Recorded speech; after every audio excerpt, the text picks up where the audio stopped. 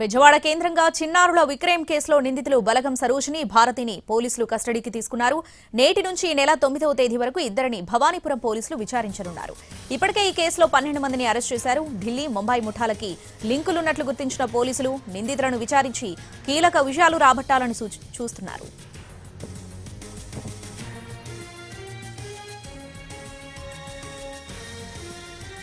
బెజవాడ కేంద్రంగా చిన్నారుల విక్రయం కేసులో నిందితులు బలగం సరోజిని భారతిని పోలీసులు కస్టడీకి తీసుకున్నారు. నేటి నుంచి ఈ నెల 9వ తేదీ వరకు ఇద్దరిని భవానీపురం పోలీసులు విచారించనున్నారు. ఇప్పటికే ఈ కేసులో 12 మందిని అరెస్ట్ చేశారు. ఢిల్లీ, ముంబై ముఠాలకి లింకులున్నట్లు గుర్తించిన పోలీసులు నిందితులను విచారించి కీలక విషయాలు రాబట్టాలని చూస్తున్నారు.